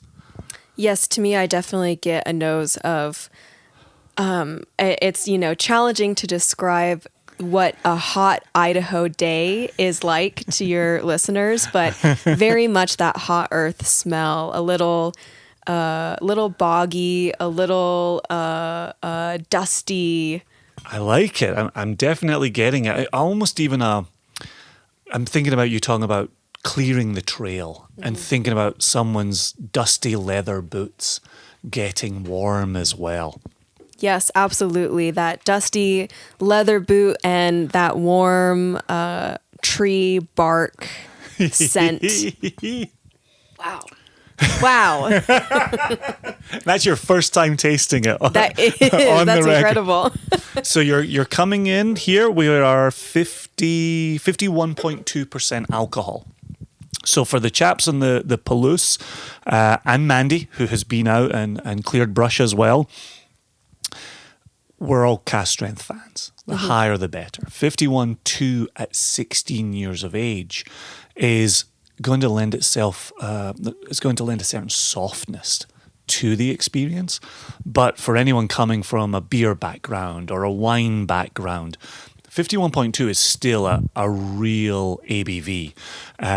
We've tasted things in the 60s and 66, and so 51.2 has a softness that allows us to explore the flavors in there.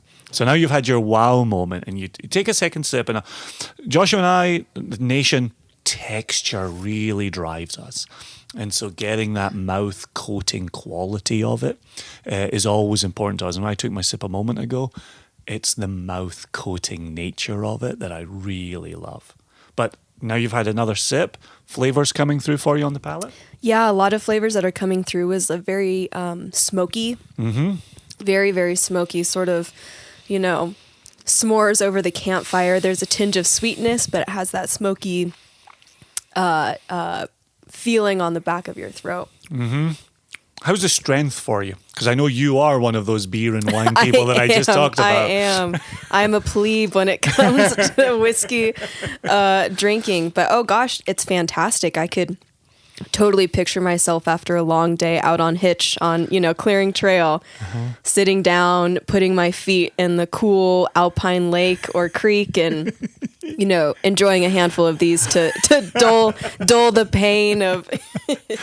Forget your ibuprofen, forget your Tylenol, bring out a few of these. Yeah.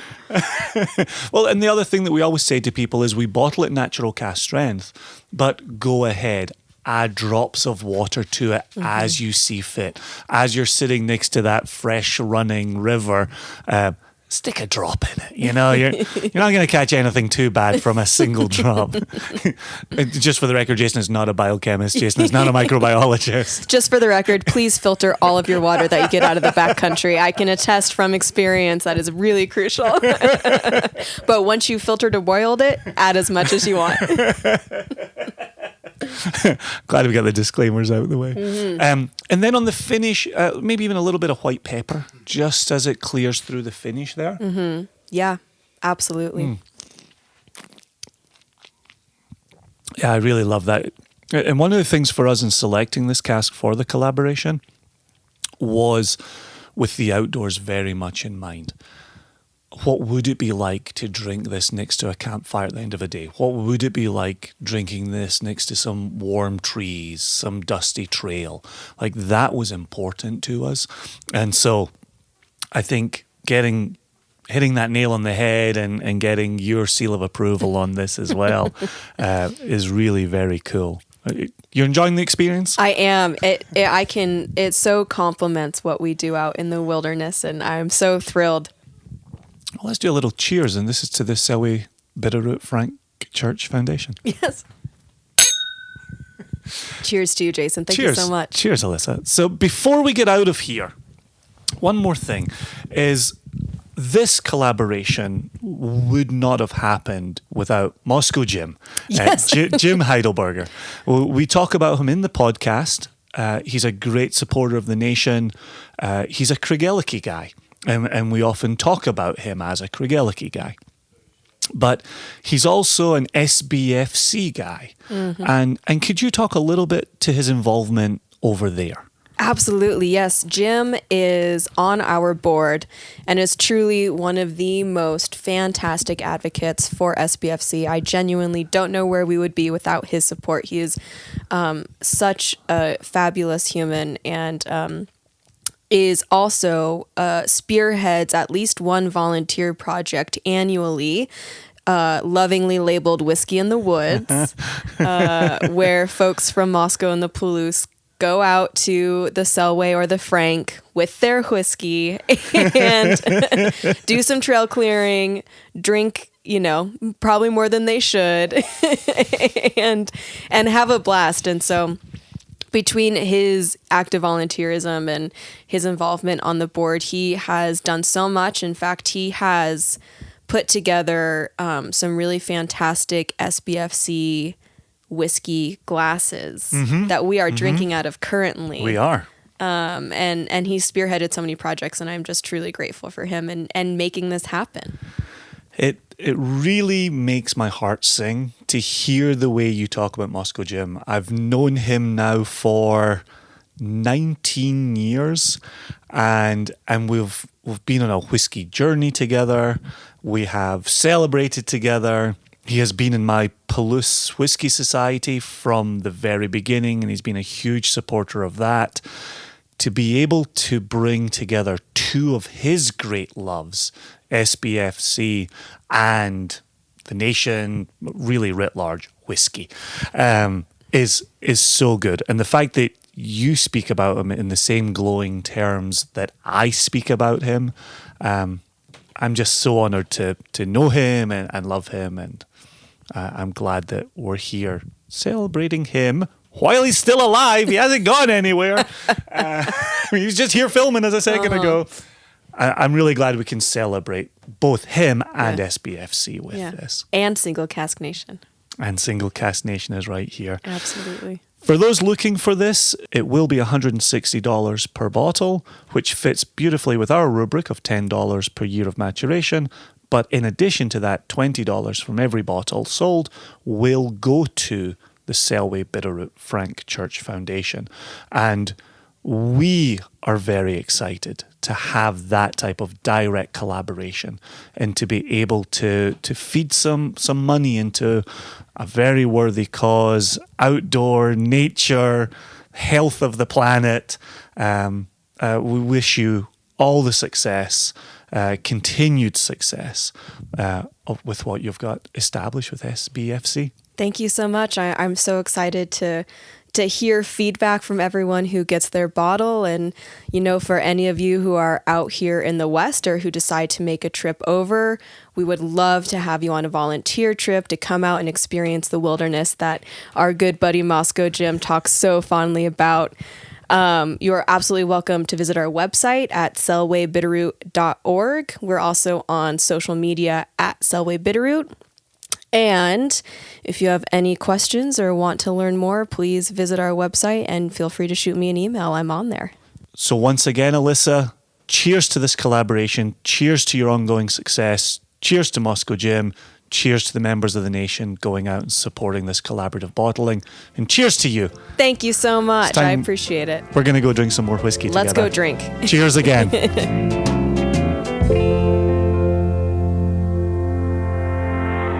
When you brought this collaborative idea to me and you explained, it's my guys up in Idaho and they do this Guys thing. and gals. Guys and gals, and they do this thing with this Selway Bitterroot and this guy Frank Church and blah blah blah, and you were going on, and It's a lot of words. Moscow a lot of Jim, words. Carl England. It's not spelled like the country.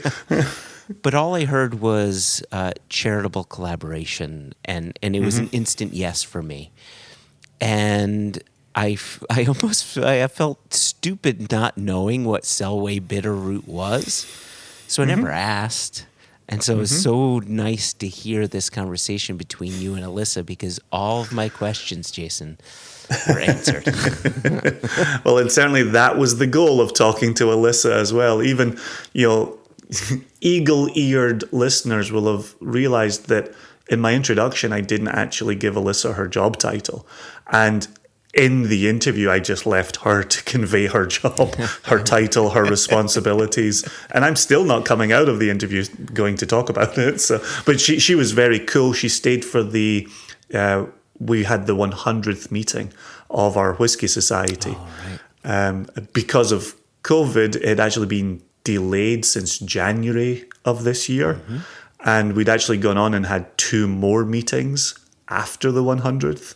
And so we kind of backtracked a little to celebrate the 100th and just had a blast. So the thing about the Crofty is that it's got that little bit of pickled onion Yes. that I always think of as being present in Lechig. Yep.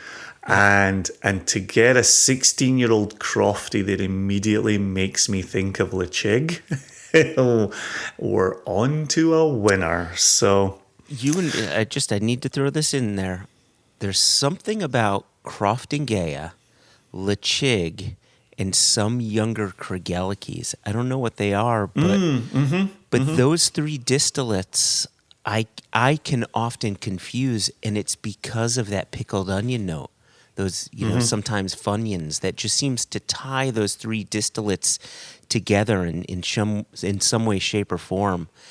And I'm always so attracted to those distillates because of that note. given what you're saying there about that pungency, that pickled onion component, we don't often do this, but would you mind if I read through the tasting notes for this? I know I wouldn't mind. I think our listeners would love it. Our listeners love hearing tasting notes. We need to do this more, so please. All right. Yeah. That's good to hear. Yeah. And I know you've just had the tasting that Alyssa and I did, but here's what you and I came up with. Yes. In addition. So the colour is reflective gold. And then the nose opens with a delightful pungency. Parenthetical comment, Funyuns, onion bagels, and pickled onion crisps with a hint of wild garlic around the edges.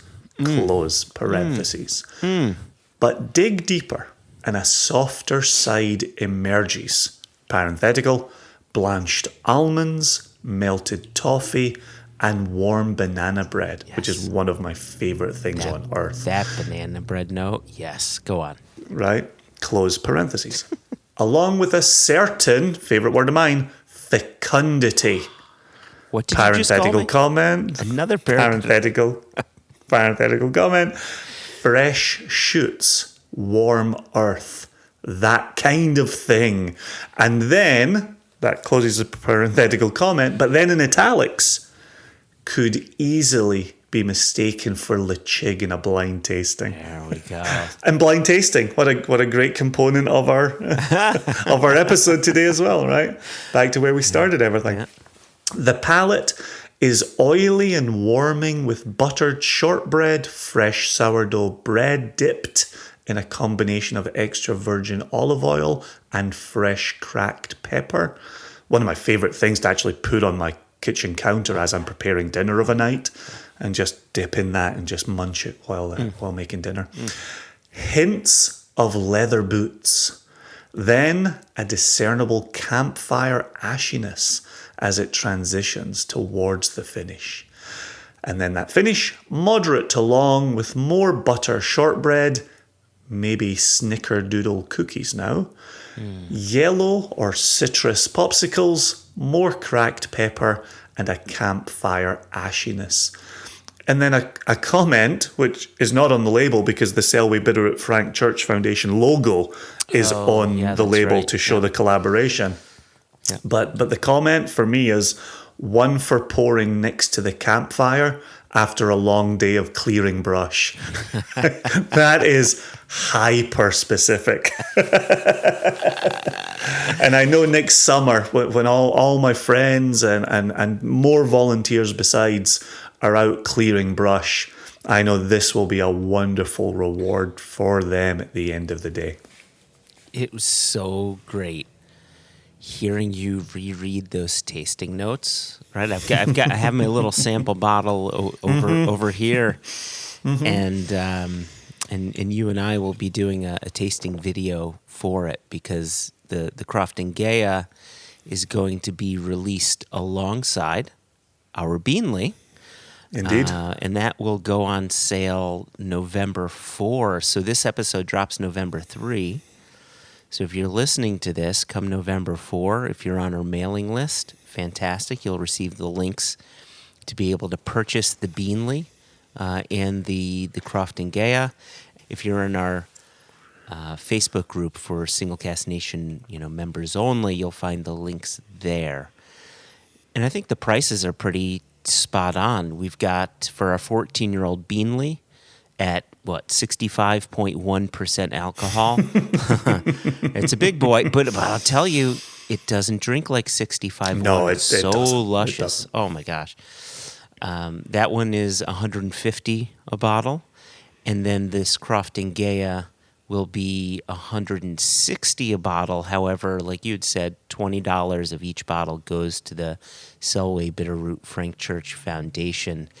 And this is going to be slightly unusual. We are selling these as one bottle per person. However, you can get one of each. So you can still come away with two bottles. It's just not two of each. Yeah, a 14-year-old rum and a 16-year-old peated Highland. It's a fun little combination for the fall turning to winter.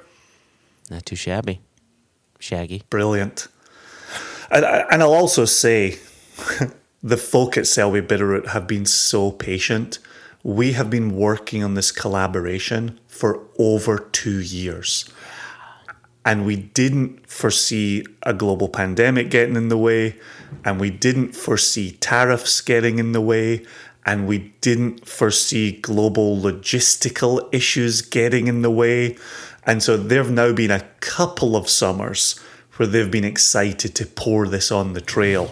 And instead it's been not quite yet, but now, November 4. When will then be now? November 4. And of course, that is at noon Eastern Standard Time is when that'll go on sale. So just keep that one not in the back of your mind, but in the front of your mind. If it's in the back of your mind, you may miss out. So keep it in the front of your mind. Keep November 4 at the ready. And released to US-based members of the nation.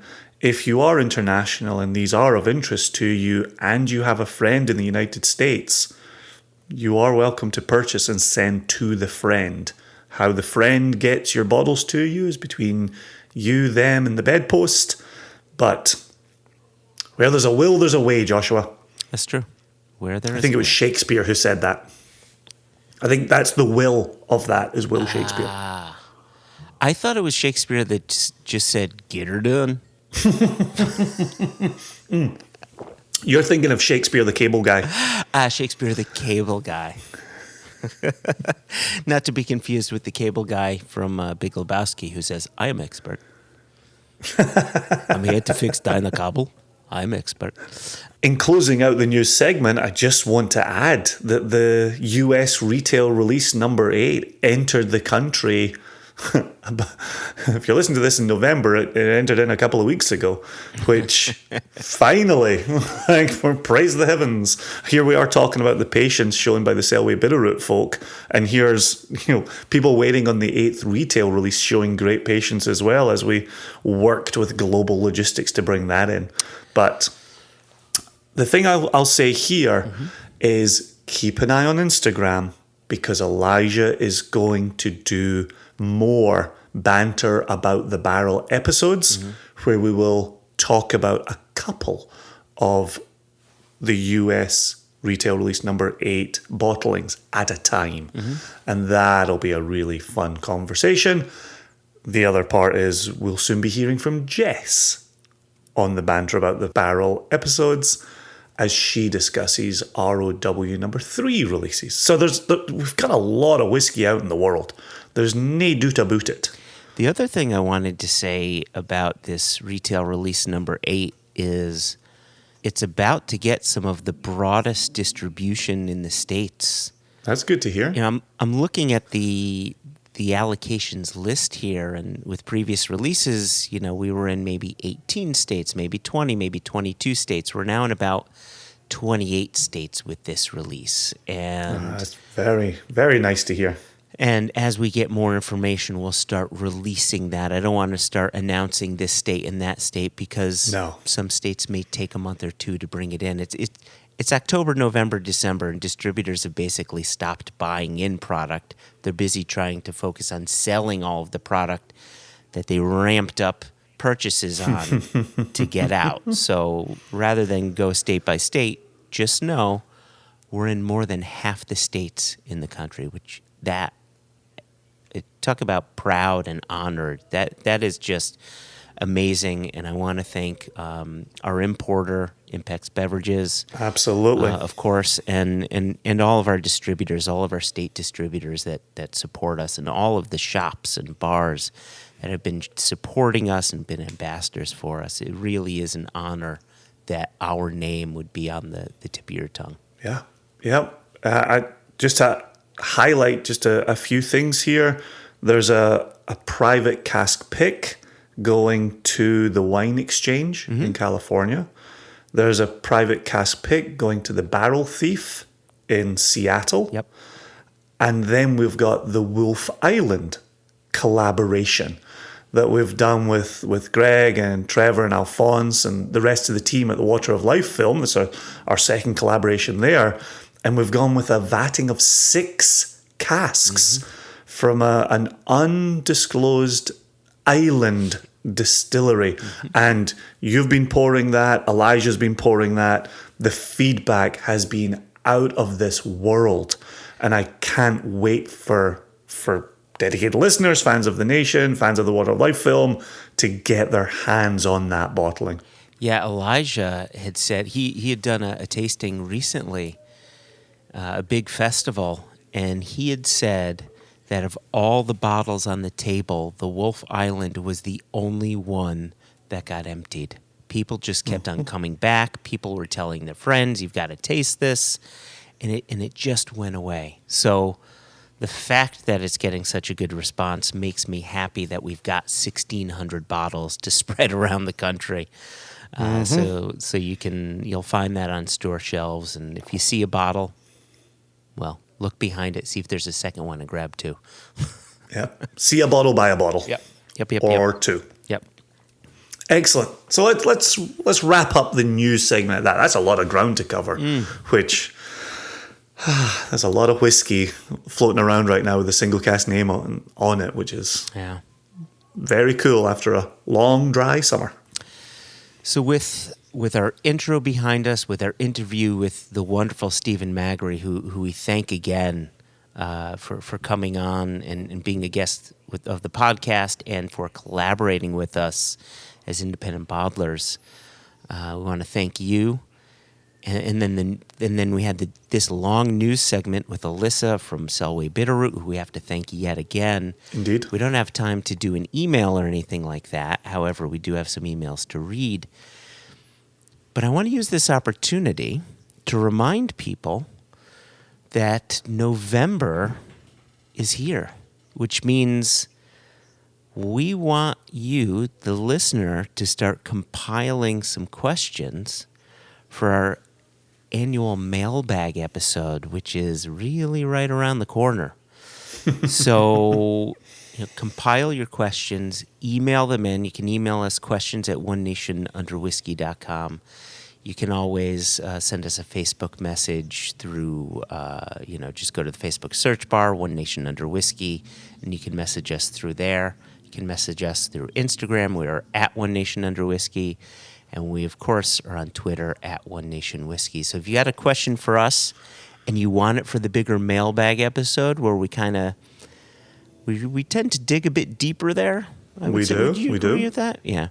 I do. Then you can send a question in for that. If you have maybe a lighter question that you want answered between then, you can email us one of those questions as well. So Yeah, and when it comes to the mailbag episode, it is one of the episodes we look forward to every year. Any question is on the table. You want to ask us about doing the podcast, you want to ask us about life in the pandemic, how it's changed our traveling, what the company looks like 10 years in as opposed to when we started. Like, everything's on the table. We'll decide if you've stepped too far in your question and we simply won't answer it. But go for it. Ask, God, if you want to talk Kilchoman, we'll talk Kilchoman as well. Like, everything's on the table. Really, really surprise us with the sheer quality of your questions. I love receiving them. Yeah, that's a good point. You don't need to send us a large quantity, but we do prefer good quality. Girth over length. Oh, is it that way? All right. I know you've been cursed in the other direction. Do you want to say it's always the penis with you? You just did, so there we go. Oh, Jason, it has been an absolute pleasure. So An absolute joy, and I will take no further questions at this time. very good. Either will I. Thank you, as always, for your banter, for your wit, for your good question asking, and I will see you this time next week. I'll be there. Or you'll be square. Cheers, listeners. Cheers.